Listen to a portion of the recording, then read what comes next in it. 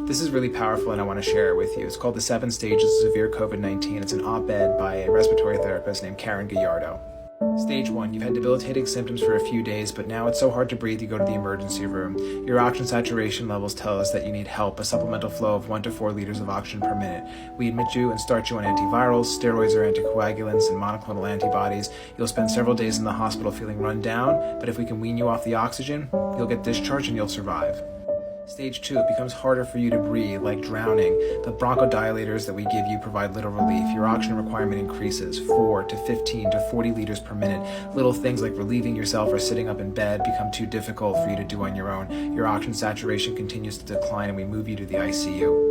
Stage 3, you're exhausted from hyperventilating to satisfy your body's demand for air. We put you on non-invasive positive pressure ventilation, a big bulky face mask that must be velcroed tightly around your face so the machine can efficiently push air into your lungs to pop them open for oxygen delivery. Stage 4, your breathing becomes even more labored. We can tell you're severely fatigued, and ABG confirms that the oxygen content in your blood is critically low and we must intubate you. If you're able to and if there's time, we suggest that you call your loved ones. This may be the last time they hear your voice. We connect you to a ventilator, you're sedated and paralyzed, fed through a feeding tube, hooked up to a Foley catheter and a rectal tube. We turn your limp body to prevent pressure ulcers. We bathe you and keep you clean. We flip you on your stomach for better oxygenation. We will try experimental therapeutics. Stage 5. Some patients survive stage 4, but unfortunately your oxygen levels and overall condition have not improved after several days on the ventilator. Your COVID-infested lungs need some assistance and time to heal, something that an ECMO machine, which can bypass your lungs and oxygenate your blood, can provide, but alas, our community hospital doesn't have that capability.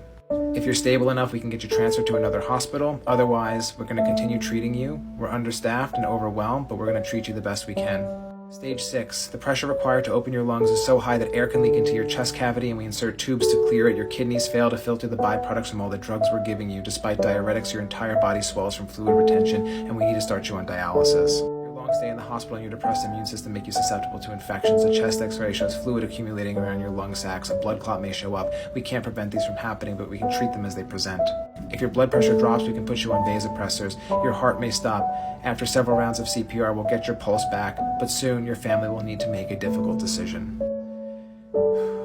After several meetings with the palliative care team, your family decides to withdraw care.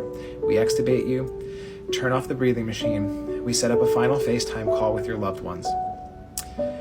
As we work in your room, we hear crying, loving goodbyes. We cry too, and we hold your hand until you breathe your last natural breath. That's just a little glimpse of what healthcare workers have to go through every single day during this pandemic. Please, get vaccinated.